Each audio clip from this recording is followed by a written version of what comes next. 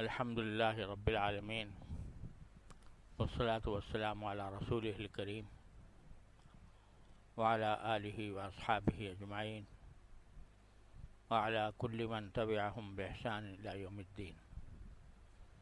اما بعد، آج مجھے حاضر ہونے میں کچھ دیر ہو گئی، انتظار کے لیے معذرت خواہ ہوں، لیکن آج میرا ایک طبی معائنہ ہونا تھا، اس میں کافی کچھ تعب ہو گیا تھا، اس لیے کچھ تاخیر ہو گئی۔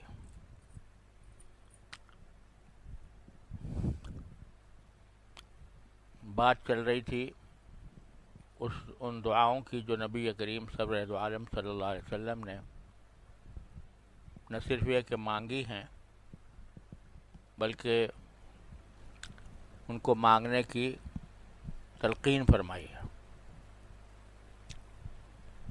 اور ان دعاؤں میں سے ہر ایک کے بارے میں یہ فرمایا کہ یہ ایک خزانہ ہے، اس خزانے کو اپنے پاس محفوظ کر لو۔ بار بار ان کو اس لیے دہراتا ہوں کہ یاد ہو جائیں۔ اللہم انی اسألک الثبات فی الامر، اے اللہ میں آپ سے اپنے معاملات میں ثابت قدمی چاہتا ہوں، اور خاص طور سے دین میں ثابت قدمی چاہتا ہوں، اور آپ سے ایسے ارادے دل میں پیدا کرنا چاہتا ہوں کہ آپ کی طرف سے ایسے عزائم پیدا ہوں جو بھلے کام کے ہوں۔ اسألک عظیمۃ الرشد واسألک شکر نعمتک، اور آپ ہی سے مانگتا ہوں کہ آپ اپنی نعمتوں کا مجھے شکر ادا کرنے کی توفیق عطا فرمائیں۔ یہ توفیق ہر ایک کو نہیں ہوتی، نعمتوں میں پل رہا ہوتا ہے، نعمتوں کی بارش برس رہی ہوتی ہے، لیکن اللہ تعالیٰ کا شکر ادا کرنے کی توفیق کم ہوتی ہے۔ اس لیے فرمایا کہ نعمتوں کا شکر ادا کرنے کی توفیق عطا فرما، بحسن عبادتک، اور آپ کی عبادت اچھی طرح انجام دینے کی توفیق عطا فرما۔ عبادت تو بہت سے لوگ کر ہی لیتے ہیں، لیکن وہ اس طرح ہو جس طرح اللہ تعالیٰ کی رضا ہے جس میں، تو یہ توفیق کم لوگوں کو حاصل ہوتی ہے۔ تو اس لیے مانگا کہ عبادت کا حسن مجھے عطا فرما۔ وَأَسْأَلُكَ لِسَانًا صَادِقًا، اور میں آپ سے وہ زبان، ایسی زبان چاہتا ہوں جو سراپا صدق ہو، وَقَلْبًا سَلِيمًا، اور ایسا دل چاہتا ہوں جو سلامتی والا ہو۔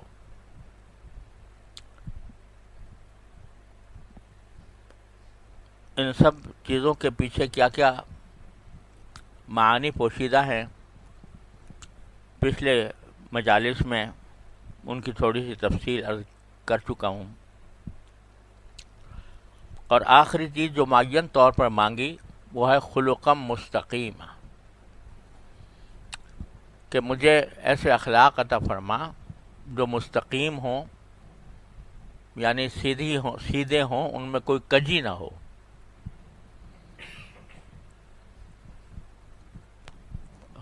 ایسے اخلاق عطا فرما کہ جو افراط اور تفریط سے الگ ہو کر اعتدال کے راستے والے اخلاق ہوں۔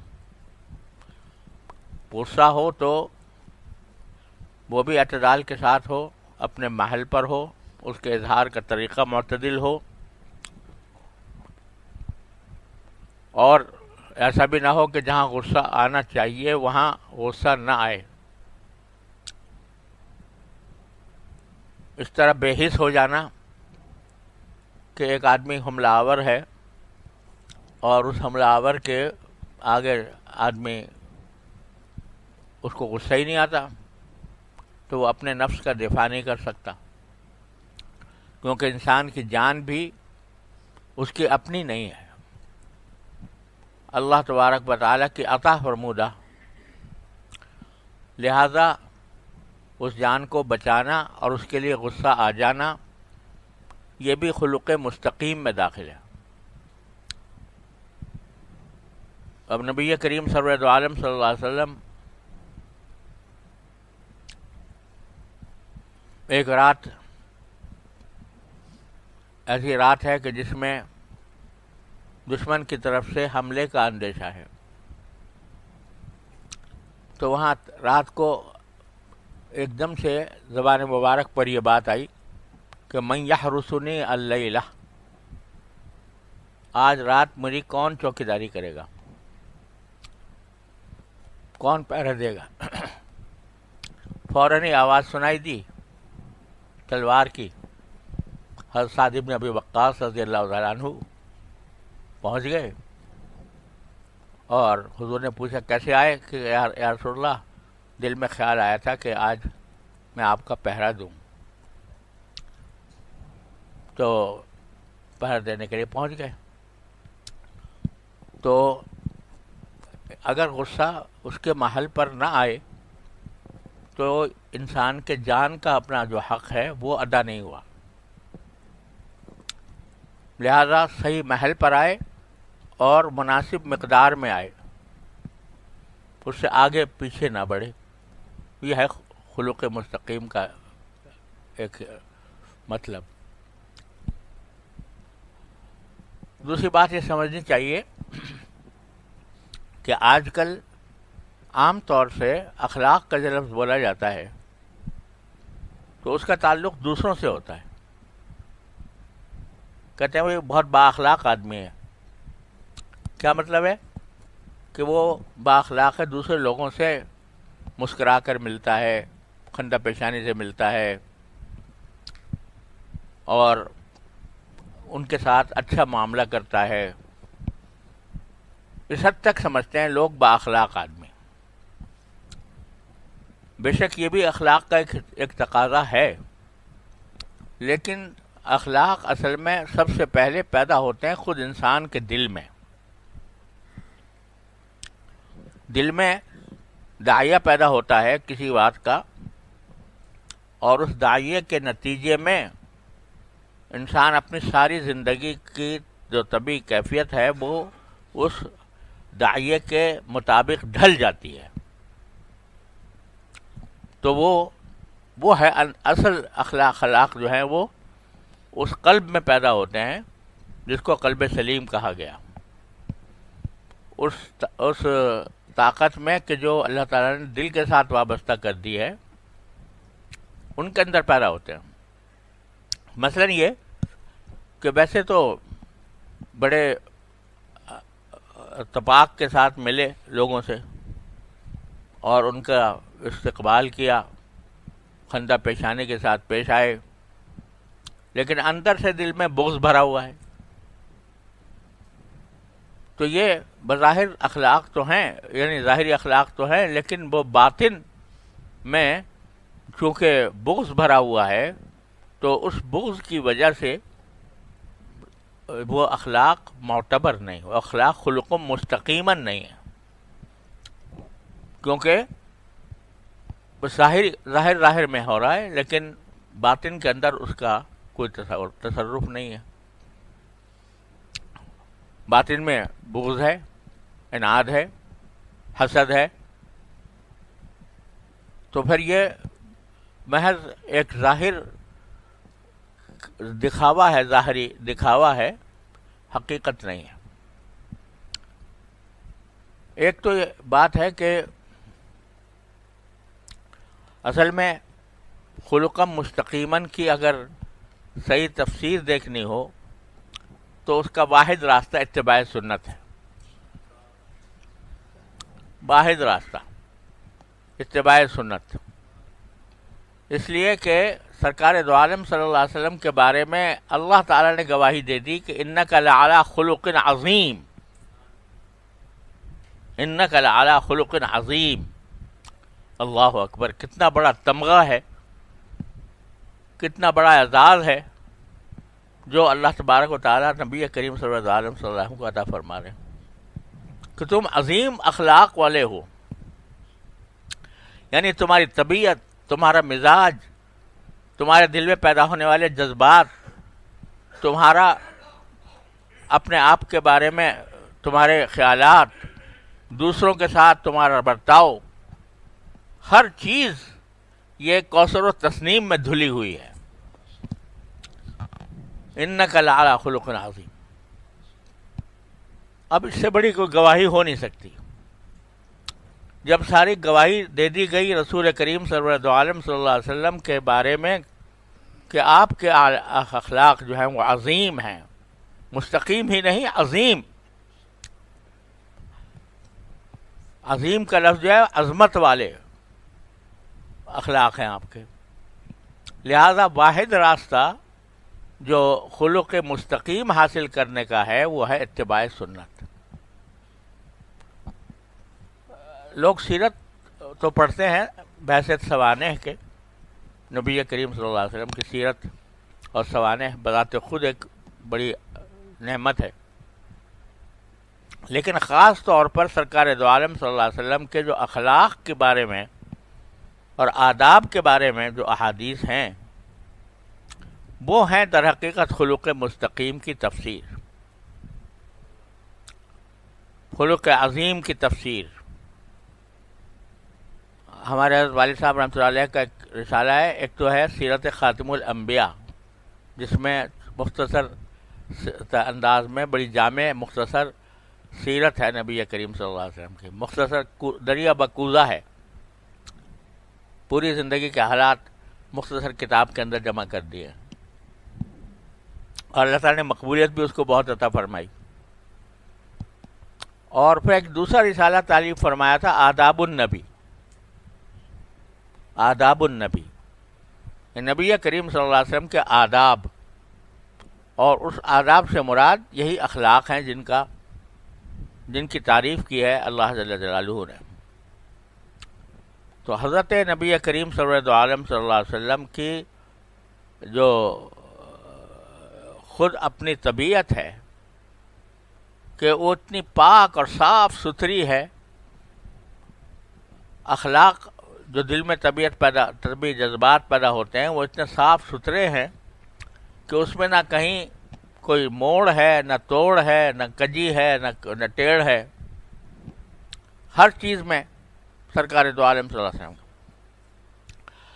تو ہمیں جو سبق مل رہا ہے یہاں اس دعا سے وہ یہ ہے کہ خلق مستقیم مانگ تو رہے ہو، اصلوں کا خلقم مستقیمہ، لیکن اس کی اپنے اوپر تطبیق اور اپنے اندر ان کو پیدا کرنا اگر مقصود ہے تو ہمارے نبی حبیب صلی اللہ علیہ وسلم، جن کو ہم نے ایک شاہکار بنا کر بھیجا، اس کائنات کا سب سے بڑا شاہکار، اللہ تعالیٰ کی تخلیق کا سب سے بڑا شاہکار وہ نبی کریم صلی اللہ علیہ وسلم کی ذات اقدس ہے. ان کو دیکھتے جاؤ، ان کے آداب زندگی، ان کا طرز حیات دیکھتے جاؤ اور اس کے مطابق اپنے آپ کو ڈھالتے جاؤ، تو بس خلق مستقیم تمہیں حاصل ہو جائے گا. اب سرکار دو عالم صلی اللہ علیہ وسلم کے صرف اتنی بات نہیں ہے کہ آپ لوگوں کے ساتھ ہنس مکھ طریقے سے پیش آتے تھے. ایک صحابی فرماتے ہیں کبھی مجھے ساری زندگی جب کبھی سرکار دو عالم صلی اللہ علیہ وسلم کو دیکھا، آپ نے مجھے دیکھا تو ہمیشہ تبسم فرمایا، ہمیشہ تبسم کے ساتھ ملاقات فرمائی. بہت سے لوگ ہوتے ہیں کہ ان کو تبسم کبھی پیدا ہی نہیں ہوتا، یعنی طبیعت میں اس قدر خشکی ہوتی ہے اور اس قدر جلادت ہوتی ہے کہ تبسم آتا ہی نہیں. اور سرکار دو عالم صلی اللہ علیہ وسلم کا یہ ہے کہ جو مل رہا ہے اس کے ساتھ تبسم کے ساتھ مل رہے ہیں، خندہ پیشانی کے ساتھ مل رہے ہیں. یہ آپ کے اخلاق و آداب میں یہ ایک اہم نقطہ ہے. یہاں تک کہ مخالفین کے ساتھ ایک حدیث میں آتا ہے کہ ایک مرتبہ حضرت عائشہ صدیقہ رضی اللہ تعالیٰ عنہ فرماتی ہے کہ ایک مرتبہ میں آپ کے پاس بیٹھی تھی تو ایک صاحب آ رہے تھے حضور اقدس صلی اللہ علیہ وسلم کے پاس کی طرف رخ کیے ہوئے آ رہے تھے. تو آپ نے مجھ سے فرمایا کہ بئس اخو العشیرہ،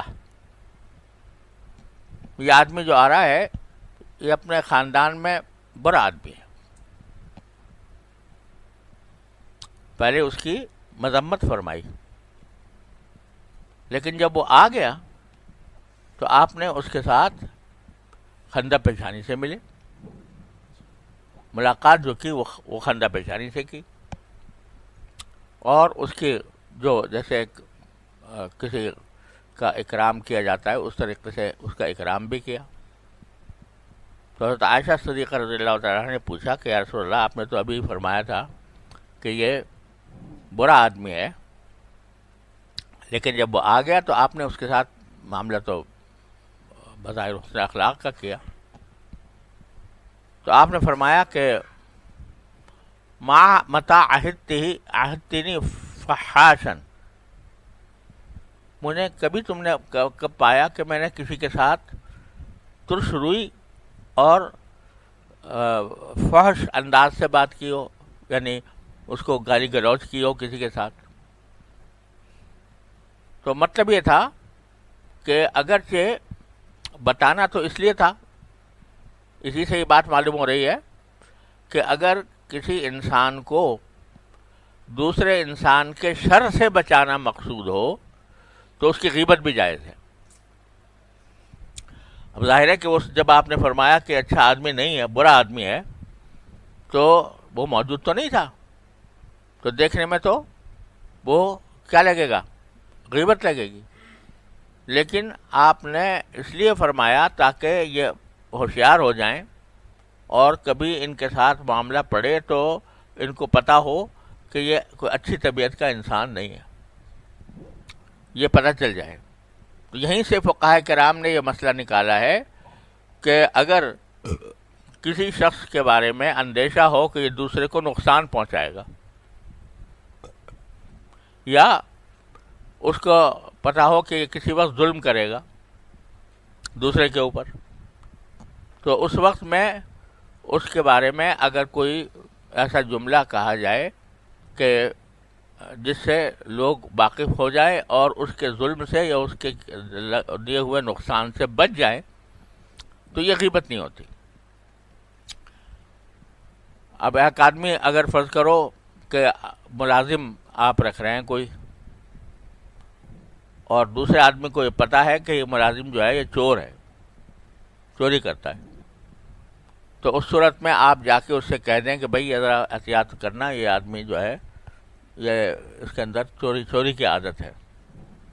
تو یہ کوئی غیبت نہیں ہے، یعنی غیبت ناجائز غیبت نہیں ہے، بلکہ دوسرے کو اس کے شر سے بچانا ہے. کسی وقت میں آپ سے گواہی طلب کی جائے کسی کے بارے میں، گواہی معلوم کی جائے، آپ کے کسی کے پاس رشتہ آیا ہوا ہے، لڑکی کا رشتہ آیا ہوا ہے، اب اس کے بارے میں آپ سے پوچھا جا رہا ہے کہ بھئی آپ کیا خیال ہے، یہ آدمی کیسا ہے، اس سے رشتہ کرنا چاہیے نہیں کرنا چاہیے. اگر آپ کو پتہ ہے کہ اس کے اندر خرابی ہے تو اس صورت میں اس کو بتا دینا یہ بھی جائز، نہ صرف جائز ہے بلکہ کرنا چاہیے.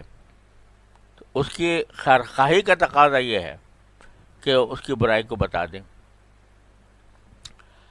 حضرت فاطمہ بنت قیس رضی اللہ تعالیٰ عنہ ایک صحابیہ ہیں، ان کے شوہر نے انہیں 3 طلاقیں دے دی تھی اور ان سے معاملہ ختم ہو گیا تھا. ان کے پاس 2 رشتے آئے، ایک رشتہ ابو جہم رضی اللہ تعالیٰ عنہ کا اور ایک رشتہ حضرت معاویہ کا. تو انہوں نے آ کر نبی کریم صلی اللہ علیہ وسلم سے پوچھا کہ رسول اللہ میرے پاس 2 رشتے آئے ہیں، ایک ابو جہم نے مجھے رشتہ دیا ہے، مجھ سے نکاح کرنا چاہتے ہیں، تو اور دوسرے جو ہیں وہ حضرت معاویہ ہیں، تو میں کیا کروں؟ تو آپ نے فرمایا کہ ابو جہم کا جہاں تک تعلق ہے وہ عورتوں کو بہت مارتے ہیں، اما ابو جہم وضراب للنساء، عورتوں کو بہت مارتے ہیں. اور دوسری روایت میں الفاظ یہ ہیں کہ لا یضع العصا عن عاتقہ، کہ وہ لاٹھی اپنے کندھے سے کبھی ہٹاتے نہیں ہیں. اور اما معاویہ جو ہے وہ صعلوک لا مال لہ، وہ بالکل قلاش ہیں، مال ہے نہیں ان کے پاس، تو اندیشہ ہے کہ تم اگر ان کے سے نکاح کرو گی اور مال ان کے پاس ہے نہیں تو کبھی تکلیف میں مبتلا ہوگی. اب یہاں ان دونوں کی آپ نے جو اصل حقیقت تھی وہ بیان کر دی کہ ان میں مارنے کی عادت ہے اور ان کے پاس مال نہیں ہے. بظاہر دیکھنے میں تو کیا ہے یہ غیبت، لیکن جس نے مشورہ مانگا اس مشورے مانگنے والے کی خیر خواہی یہ بھی خلوق عظیم میں داخل ہے کہ اس کی خیر خواہی اس کی جائے اور اس کو ایسا مشورہ دیا جائے جس سے وہ کہیں پریشان نہ ہو جائے. تو حضرت ابو جہم کے بارے میں بھی کہہ دیا، حالانکہ ابو جہم بھی صحابی تھے اور حضور اقدس صلی اللہ علیہ وسلم سے خاص تعلق تھا. حضور اقدس صلی اللہ علیہ وسلم کو ایک مرتبہ ایک چادر پیش کی تھی ہدیے میں، اور آپ اس چادر تھی منقش، یعنی اس پر نقش و نگار لگے ہوئے تھے. آپ نے وہ پہن کر چادر اوڑھ کر نماز پڑھی، تو آپ نے پھر بعد میں اس کو اتار کے فرمایا کہ بھئی یہ چادر جو ہے اس سے تو میرے خیالات منتشر ہو گئے، اس کے نقش و نگار میں الجھ گئے، تو اس کو واپس لے جاؤ اور ابو جہم کی جو سادی چادر ہے وہ لے کے آؤ. یعنی ان کا دل بھی رکھنا مقصود ہے، دلداری بھی مقصود ہے کہ ایک شخص نے ہدیہ دیا ہے اس کو اگر واپس کر دیں تو اس کے دل شکنی ہوگی، تو ساتھ یہ کہہ دیا کہ لے جاؤ، دے تو جاؤ، اور ایسا نہ ہو کہ ان کے دل شکنی ہو اور وہ یہ سمجھے کہ بھئی میرا ہدیہ رد کر دیا. تو اس واسطے ان کی جو سادی چادر ہے جس میں نقش و نگار نہ ہو وہ میرے پاس لے آؤ تاکہ میں اس کو استعمال کروں، کیونکہ نقش و نگار سے آپ نے فرمایا انہا الہتنی عن صلاتی آنفا او کما قال صلی اللہ علیہ وسلم، کہ اس چادر نے میرے دل کو نماز سے ہٹا دیا، اس لیے کہ اس میں نقش و نگار تھے، اس میں دہن لگ گیا، لہذا اس کو واپس کر دو، دوسری لے آؤ. یعنی اتنی بے تکلفی بھی تھی کہ ہدیہ قبول بھی کیا اور پھر اس کو واپس بھیج کر پھر نئی ایک چادر ان سے منگوائی بھی. لیکن جب وقت آیا ان کے بارے میں گواہی دینے کا، ایک ایسے شخص کے پاس، ایسی خاتون کے پاس گواہی دینے کا جن کے پاس ان کا رشتہ آیا ہوا ہے، تو وہاں پر صاف صاف بات کہہ دی کہ بھئی وہ ہیں تو لیکن ذرا مار پیٹ کرتے ہیں. تو اب ظاہر ہے کہ یہ جو صحابہ کرام کے اخلاق تھے وہ رسول کریم صلی اللہ علیہ وسلم نے تزکیہ فرمایا ان کا رفتہ رفتہ رفتہ رفتہ رفتہ رفتہ.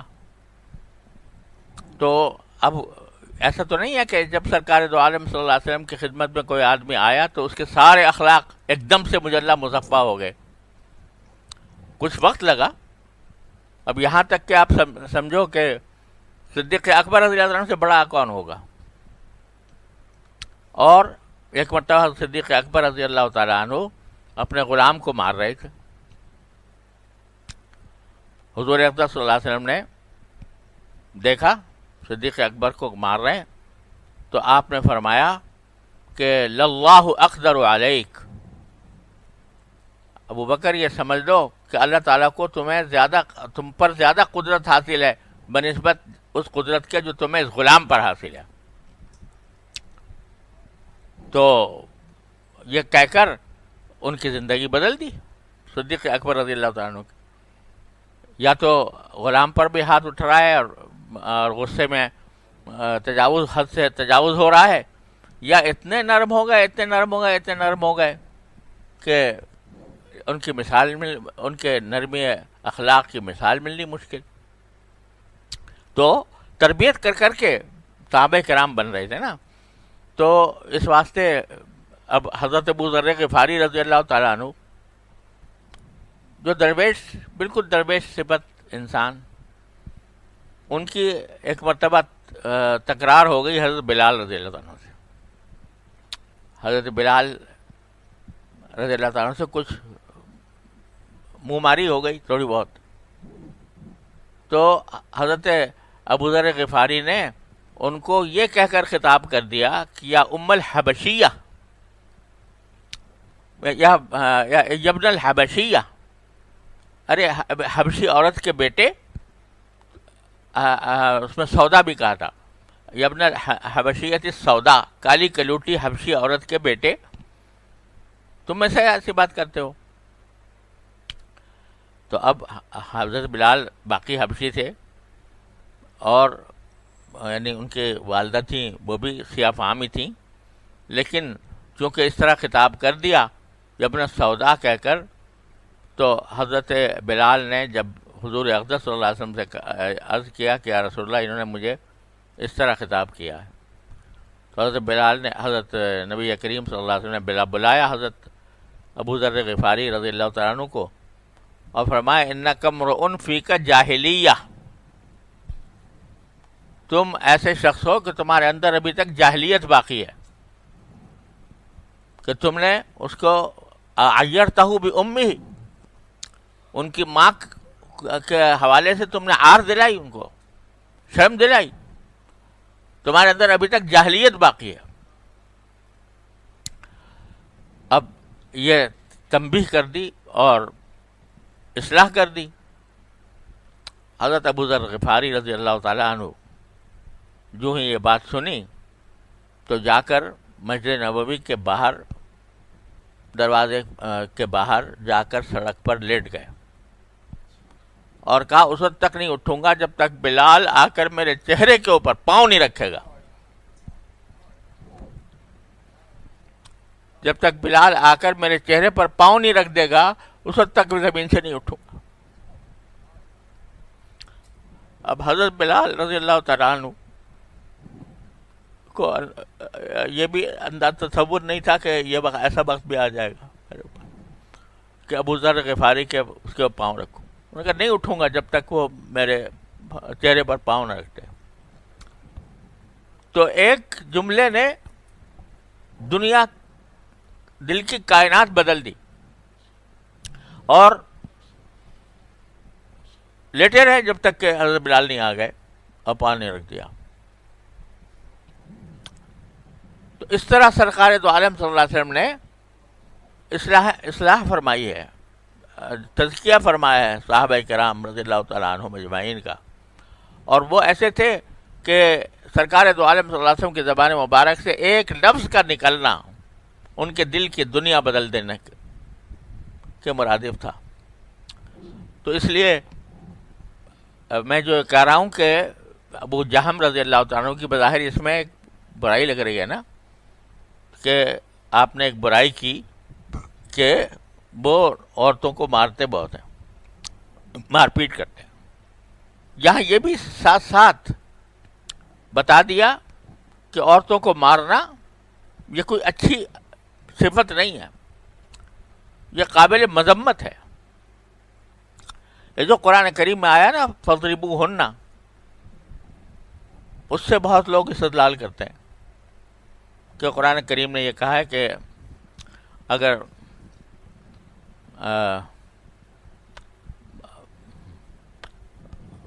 کیا ہے الفاظ، ان خفتم نشوزہن،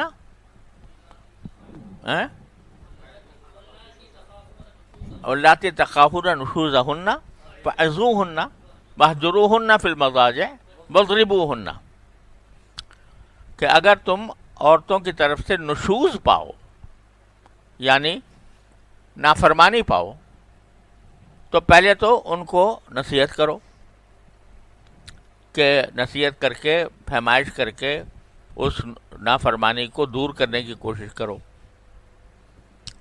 پھر اگر نصیحت کام نہ دے رہی ہو تو دوسرا اقدام یہ کرو کہ ان سے بستر اپنا الگ کر لو، یعنی جس سے ان کو یہ احساس ہو کہ شوہر کو میرے اس بات سے اتنی ناگواری ہے کہ وہ میرے ساتھ سونا بھی نہیں چاہتا، اپنا بستر الگ کر لو۔ اس پر بھی اگر بات نہ بنے تو کیا کرو، فضربوہن، تو ان کو مار سکتے ہو۔ لیکن نبی کریم صلی اللہ علیہ وسلم نے اس کی تفسیر فرما دی کہ ضربن غیر مبرح، ایسی مار سکتے ہو جو کہ بہت تکلیف پہنچانے والی نہ ہو، جس سے جسم پر کوئی نشان نہ پڑے، ایسی مار سکتے ہو۔ تو اس کی وجہ سے بعض لوگ سمجھتے ہیں کہ اسلام نے شوہروں کو یہ حق دیا ہوا ہے کہ وہ جب چاہیں اپنی بیوی کو مار دیں۔ یہ بالکل غلط بات ہے، اس لیے کہ جس سیاق میں قرآن کریم نے یہ بات ارشاد فرمائی ہے اس میں در حقیقت لگتا یوں ہے، واللہ سبحانہ عالم، کہ یہ اس وقت کی بات ہو رہی ہے کہ جب عورت جو ہے وہ کوئی ناجائز تعلقات کسی سے قائم کر لے، اس وقت کی بات ہو رہی ہے کہ اس نے کسی مرد سے ناجائز تعلقات قائم کر رکھے، اس میں بھی 3 درجے رکھے الگ الگ، عزوہن نصیحت کرو، واہجروہن فی المضاجع بستر الگ کر لو، پھر بھی اگر باز نہ آئے تو پھر مارنے کی بھی اجازت ہے، مار بھی ایسی کہ جو نشان دینے والی نہ ہو، بہت زیادہ تکلیف پہنچانے والی نہ ہو۔ یہ نہیں ہے کہ جب کسی بات پر ذرا سی ناراضی ہوئی اٹھا اور چڑھ دوڑے بیوی کے اوپر، کیونکہ نبی کریم صلی اللہ علیہ وسلم نے حدیث میں ارشاد فرمایا کہ کوئی شخص اپنی بیوی کو نہ مارے اس طرح جیسے غلام کو مارتے ہیں، نہ مارے۔ اور بڑے بے حیائی کی بات ہے کہ اس کو ایک طرف مارا دن میں اور رات میں اس کے ساتھ جو ہے اپنی خواہشات پوری کی۔ تو یہ بات نبی کریم صلی اللہ علیہ وسلم نے وضاحت کے ساتھ احادیث میں بیان فرما دی۔ تو مار جو ہے یہ بہت بالکل انتہائی درجہ نافرمانی کا، اور جس سیاق میں آ رہا ہے اس میں لگتا یہ ہے کہ وہ نافرمانی ایسی کہ جس میں کسی اور سے تعلقات اس نے قائم کر رکھے، تو پھر بے شک مارنے کی اجازت ہے۔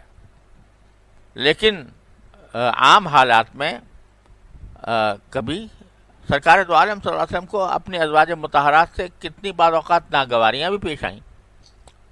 ایک مرتبہ رسول کریم صلی اللہ علیہ وسلم نے قسم کھا لی کہ میں اپنے ازواج کے پاس 1 مہینے تک نہیں جاؤں گا، اور ان سب کو چھوڑ کر بالا خانے پر مقیم ہو گئے۔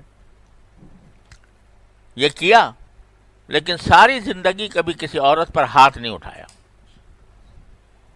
کبھی کسی عورت پر ہاتھ نہیں اٹھایا۔ تو اس لیے یہ جو آپ نے فرمایا ابو جہم کے بارے میں کہ ضراب للنساء، وہ مردوں عورتوں کو بہت مارتے ہیں، تو اس کی مذمت بیان کر دی، اس امر کی مذمت بیان کر دی کہ آدمی شوہر اپنی بیوی کو مارے، اور اس کی وجہ سے فاطمہ بنت قیس سے کہا کہ بھئی تمہارے لیے یہ رشتہ مناسب نہیں ہے، تمہیں پریشانی ہوگی اگر ہوگا۔ اب ظاہر ہے کہ پھر آپ نے ان کی اصلاح بھی کی ہوگی، اور اصلاح کرنے کے نتیجے میں ان کی یہ صفت ختم بھی ہوئی ہوگی انشاءاللہ کبھی نہ کبھی۔ لیکن ان سے کہہ دیا کہ یہ مارتے بہت ہیں، لہذا ان سے نکاح نہیں نہ کرنا. اور حضرت معاویہ بعد میں تو بہت دولت مند بھی ہو گئے تھے، لیکن اس وقت بھی فرمایا صعلوک لا مال لہو، خلاش آدمی ہے جن کے پاس کچھ ہے ہی نہیں، کوئی مال ہی نہیں ہے. تو مال نہیں ہے لہذا کہیں پریشانی تمہیں نہ ہو. ولیکن ان کے ہی اسامہ بن زید، اور ساتھ دوسرا مشورہ دے دیا کہ اسامہ ابن زید سے کر لو نکاح. اسامہ ابن زید رضی اللہ عنہ زید ابن حارثہ کے بیٹے حضور اقدس صلی اللہ علیہ وسلم کے بڑے چہیتے تھے، تو آپ نے ان سے کہا کہ ان سے نکاح کر لو. تو بعد میں وہ فرماتی ہیں کہ اللہ تعالیٰ نے میری اس نکاح میں انتہائی برکت پیدا فرمائی جو آپ نے حضرت اسامہ بن زید سے نکاح کرنے کے بعد.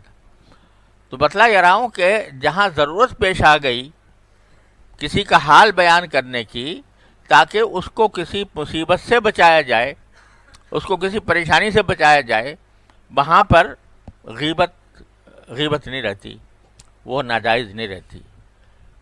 کونوا قوامین بالقسط شہداء للہ، کہ حکم یہ ہے کہ تم انصاف کا دامن تھامے ہوئے زندگی گزارو اور اللہ کے لیے گواہی دینے والے بنو. ولو علی انفسکم، چاہے تمہارے اپنے آپ کے خلاف ہی گواہی دینی پڑ رہی ہو، اپنے بارے میں بھی جو صحیح بات ہے وہ بتا دو. تو اس لیے سرکار دو عالم صلی اللہ علیہ وسلم نے یہ وہاں پر سے یہ بتا دیا کہ کسی شخص کو خیرخواہی کے نقطہ نظر سے کسی شخص کے بارے میں کوئی بات کہہ دینا یہ غیبت نہیں ہوتی. اور خود قرآن کریم نے فرمایا ہے کہ اگر کسی آدمی کے اوپر ظلم ہوا ہے، مظلوم ہے، تو وہ مظلوم اپنے ظلم کی داستان کسی سے اگر بیان کرے اپنا دل ٹھنڈا کرنے کے لیے یا کوئی مدد حاصل کرنے کے لیے، تو یہ غیبت نہیں. لا یحب اللہ الجہر بالسوء من القول الا من ظلم. اللہ تعالیٰ بری باتوں کو زور سے بیان کرنے کو پسند نہیں کرتا مگر اس شخص کی بات کہ جو کہ مظلوم ہو. وہ مظلوم اگر اپنے ظلم کی بات کسی سے ذکر کرے کہ فلاں نے میرے ساتھ یہ ظلم کیا، تو چونکہ وہ مظلوم ہے تو اس واسطے وہ یا تو ایسے شخص کے سامنے بیان کرے کہ جو اس ظلم کو رفع کرنے کی طاقت رکھتا ہو، تو یہ کوئی غیبت نہیں ہے. اسی طرح ایسے شخص سے بیان کرنا کہ جو اپنا ہمدرد ہے اور ہمدرد کے سامنے اپنے مظلومیت کا دکھڑا سنا کر دل ٹھنڈا کرنا مقصود ہو کہ بھائی ذرا میں کم از کم اپنی مظلومی کسی سے بتا تو دوں، تو وہ میرے لیے کوئی تسلی کا سامان کر دے، اس سے بات کر کے میرا دل ٹھنڈا ہو جائے، تو یہ بھی غیبت نہیں ہے. تو اس واسطے رسول کریم صلی اللہ علیہ وسلم نے جہاں حضرت عائشہ صدیقہ رضی اللہ تعالیٰ عنہا سے یہ فرمایا کہ بیسا اخو العشیرہ یا ابن العشیرہ، یہ آدمی اچھا نہیں ہے جو آ رہا ہے، تو وہ اس لیے فرمایا تاکہ حضرت عائشہ خبردار رہیں، آئندہ انہیں اس سے کوئی نقصان نہ پہنچے. اور جب آئے تو اب خلق عظیم کا دوسرا پہلو ہے کہ اپنے مخالف کو بھی، برے آدمی کو بھی کے ساتھ بھی کوئی وحشیانہ برتاؤ نہیں کرنا. آیا ہے ایک شخص، آیا ہے مہمان ہی ہے، تو اس مہمان کا اکرام اس کے درجے کے مطابق، اس کے منزلت مرتبے کے مطابق اس کا اکرام کرنا یہ بھی خلق عظیم کا حصہ ہے. لہذا آپ نے ان کا اکرام بھی فرمایا. تو ہر چیز جو ہے نا اپنی اپنی جگہ پر اعتدال کے ساتھ ہو رہی ہے. برائی بیان ہو رہی ہے تو وہ بھی اعتدال کے ساتھ ہو رہی ہے. یہ جو آج ہمارے ہاں ایک مصیبت بنی ہوئی ہے کہ جو اپنا جس کو ہم اپنا کہہ رہے ہیں یا جس کو ہم اپنا دوست سمجھتے ہیں، اس کی جب تعریف کرنے پہ آئے تو زمین آسمان کے قلعے ملا دیے اور اس کو کہیں سے کہیں پہنچا دیا، بانس پہ چڑھا دیا. اور اگر کسی سے اختلاف ہو گیا تو بس وہ اس سے بڑا کوئی اور آدمی نہیں ہے. اس کے اندر ساری، یہاں تک کہ اس کے بارے میں اگر کوئی اطلاع ایسی آتی ہے کہ جو تحقیق شدہ نہیں ہے، وہ بھی اس کی برائی کو دل میں بٹھا کے بیٹھ گئے کہ اس کے اندر تو فلاں برائی ہے، اور اگر کسی وقت حالات پلٹ گئے تو وہی جو تھا جس کو بہت بڑا مجرم کہا جا رہا تھا، اسی کی تعریف شروع ہو گئی۔ اب حضرت علی رضی اللہ عنہ کا ایک ارشاد ہے جو ہمیشہ یاد رکھنے کا ہے، اور وہ در حقیقت خلق عظیم کی تفسیر ہے۔ وہ فرماتے ہیں کہ احبب حبیبک ہونما عسیٰ ان یکون بغیضک یومما، جس سے محبت کرو تو محبت بھی دھیرے دھیرے کرو۔ دھیرے دھیرے کرنے کا معنی یہ کہ اعتدال کے ساتھ کرو، یا نہیں کہ مطلب اس کی ساری غلطیوں کے اوپر پانی پھر گیا اس واسطے کہ تمہیں اس سے محبت ہو گئی ہے تو اب اس کی کوئی برائی نظر نہیں آتی، تو وہ اس کو کرو تو دھیرے دھیرے۔ کیوں؟ آگے جملہ یہ فرمایا کہ عسیٰ ان یکون بغیضک یومما، ہو سکتا ہے کہ کسی وقت تمہارا مقبوض ہو جائے، وہ تمہیں برا لگنے لگے۔ تو آج جو تم جس طرح کی زمین آسمان کے قلابے ملا رہے ہو اس کی تعریف میں، تو وہ کل جا کے تمہاری شرمندگی کا باعث ہو کہ جس کو تم اتنی تعریف کر رہے تھے آج وہ اتنا مبغوض ہو گیا۔ اور اسی طرح کسی سے اگر بغض رکھو تو وہ بھی ہونما، وہ دھیرے دھیرے رکھو۔ عسیٰ ان یکون حبیبک یومما، ہو سکتا ہے کہ کسی دن جا کے وہ تمہارا محبوب بن جائے۔ برائیاں آج تو بہت کر لی اس کی، اور اس برائیوں میں زمین آسمان کے قلابے ملا دی، اور کسی وقت تمہارا وہ محبوب بن گیا۔ تو یہ ہے ہونما کے معنی ہے اعتدال۔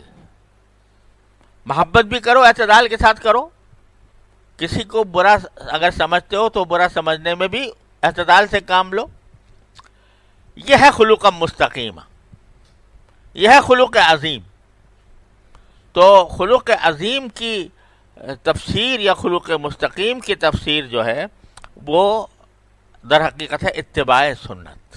بس سیدھا سا راستہ یہ ہے کہ سرکار دو عالم صلی اللہ علیہ وسلم کے سیرت طیبہ پڑھو، اور سیرت طیبہ کے اندر آپ کے اخلاق کا، آپ کے آداب کا علم حاصل کرو، اور اس کو اپنے زندگی کے اندر اپناؤ۔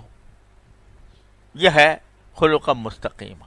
اے اللہ مجھے خلق مستقیم عطا فرما۔ اور پھر آخر میں ساری باتیں مانگ لیں، پھر بھی آخر میں فرمایا کہ اسألک من خیر ما تعلم۔ عجیب و غریب بات ہے کہ یا اللہ یہ مانگ تو لی میں نے، مجھے اچھی لگ رہی تھی یہ سب باتیں، یہ میں نے مانگ لی، لیکن کتنی باتیں ایسی ہیں کہ جو اچھی ہیں لیکن میرے علم میں نہیں ہیں، تو آپ ہی کے علم میں ہے کہ وہ اچھی ہیں، تو آپ کے علم میں جو چیز اچھی ہے وہ بھی عطا فرما دیجیے، جس کی طرف میرا دھیان بھی نہیں جائے گا، جس کی طرف میرا خیال بھی نہیں جائے گا، جس کا میں تصور بھی نہیں کر سکوں گا۔ وَأَسْأَلُكَ مِنْ خَيْرِ مَا تَعْلَمُ وَأَسْتَغْفِرُكَ مِمَّا تَعْلَمُ، اور میرے وہ گناہ کہ جو آپ کو پتہ ہے مجھے نہیں پتہ۔ بے شمار گناہ ایسے ہوتے ہیں کہ انسان کو پتہ نہیں چلتا، لیکن کیا ہے اس نے گناہ، وہ اللہ کے علم میں ہے۔